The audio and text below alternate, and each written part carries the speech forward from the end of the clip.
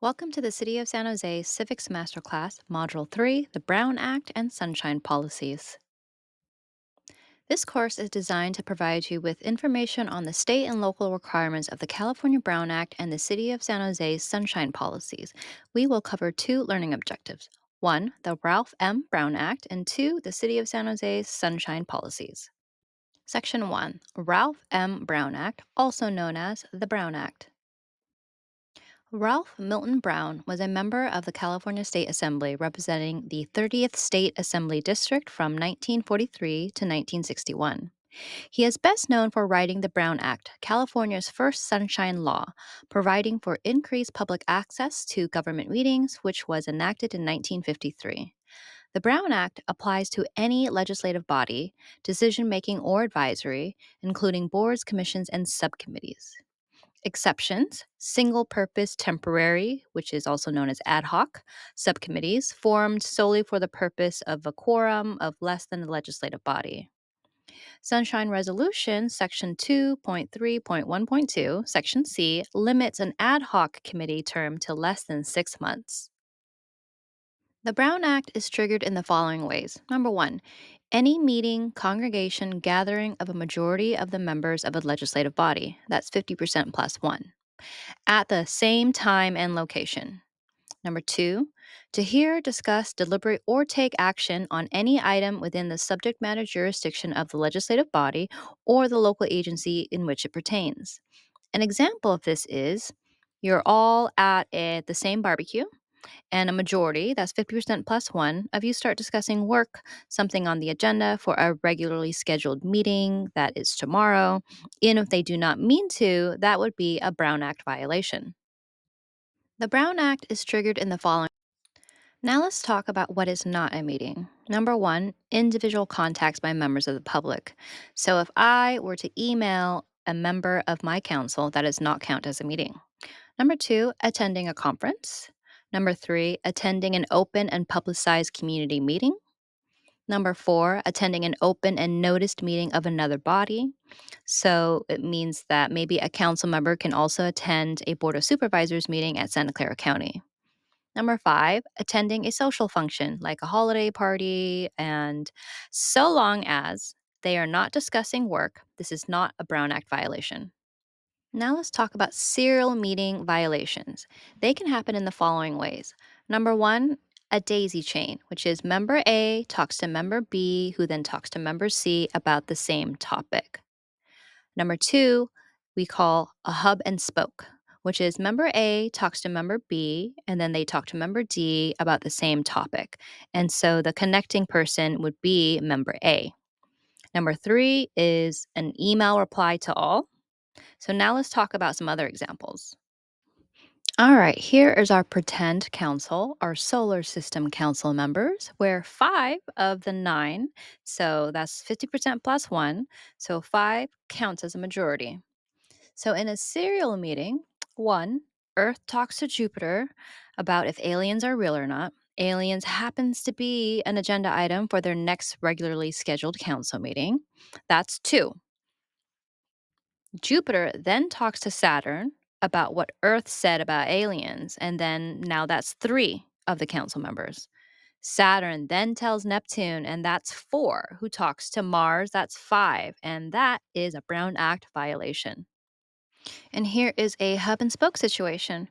Earth goes around personally to speak with Venus, Mars, Mercury, and Jupiter. In this case, they are the hub, that's Earth, and the spokes are all the members that Earth happened to speak to. So together, that totals five of the nine members, and that is a Brown Act violation. Okay, now let's talk about staff speaking to the council members. Staff briefings are allowed, so staff may contact a commissioner or a council member to answer questions or provide information if the staff member does not communicate the comments or position of any other commissioner or council member. Meaning, in this example, Hubble Space Telescope can go and talk to the other solar system council members, but they cannot, for example, tell one member what the other member is thinking or how they might vote, etc. Now that we've covered meetings, let's move on and talk about what the Brown Act says about agendas. We will use commissions as an example. So the Brown Act requires a brief general description of each item of business to be transacted or discussed at a meeting and the proposed commission action, if any. The description does not need to exceed 20 words, but provide enough detail to allow a person who is not familiar with the commission to determine whether they should attend the meeting or not. However, if you take a look at most of the agenda items, especially for city council meetings, they almost always exceed 20 words and they provide a lot of details about that agenda item. The Brown Act also requires public comment. Public comment is limited to items within the scope of the Commission's subject matter jurisdiction or the City Council. If speaking for an agenda item, it must only be on that agenda item and not another unrelated subject. So, for example, you wouldn't be able to speak on two agenda items at once, or if you are, say, at an Arts Commission meeting, but you're there commenting on speed bumps, the Commission would not be able to engage with you as that's not under their jurisdiction. Public comment is required for all regular meetings as well as it is recommended for special meetings. The city's standard for public comment is around 2 minutes, but the chair has discretion to limit time when appropriate. For example, if there are, say, many speakers, well over 100, the chair may reduce the time to reduce waiting time and to have as many people speak as possible. Additionally, speakers using translators get twice as much time to allow for their full speaking time and then a translator to translate for the meeting body. When it comes to responding to issues not on the agenda, the meeting body can refer the speaker to staff or refer the speaker to an appropriate reference material. For example, you can find that in your municipal code. It's in Title 12. The meeting body can also request staff to report back at a future meeting. For example, a speaker brought up something interesting and the meeting body can direct staff to look into it and report back and or place the matter on a future agenda. However, the meeting body cannot engage with the speaker during public comment and get into a discussion with them because that item is not on the agenda. Section 2, the City of San Jose's Sunshine Policies. Now let's look at the difference between the California Brown Act and the city's sunshine policies. The Brown Act provides a framework to informing the public and public comment, etc., in the state of California.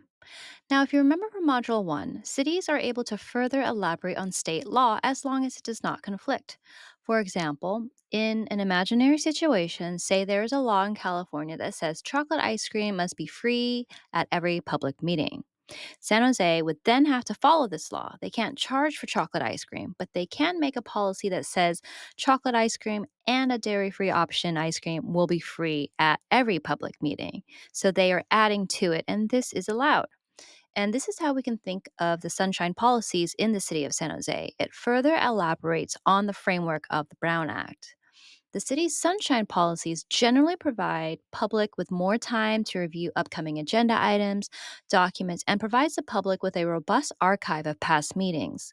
Such as for regular meetings, while the Brown Act only requires 72 hours of notice, the City of San Jose's sunshine policies require 7 days of advance noticing.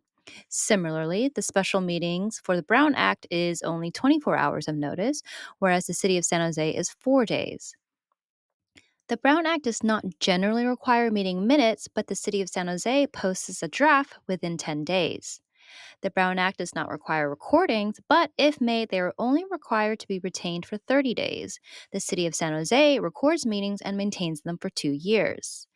And lastly, the Brown Act does not require staff reports or documents to be posted after the agenda to be made available. But the City of San Jose requires all documents to be posted 7 days in advance with the initial agenda. This does not include memos or public letters, which can be updated as they are received up to a certain time the day of the meeting. If the City of San Jose wants to bypass the sunshine policies, they must get a waiver. Therefore, it's not generally common. The Sunshine Policies is a very powerful tool that enables the public to better engage in public meetings by allowing them more time to review the agenda and its documents. For example, imagine if you were in school and a teacher would announce a big exam and only gave you 72 hours to study versus giving you a week. It makes a difference. Congratulations, you've completed Module 3, the Brown Act and Sunshine Policies. Now that we've built an understanding of the Brown Act and Sunshine Policies and how they work, we will move on to Module 4, Policy Research and Writing.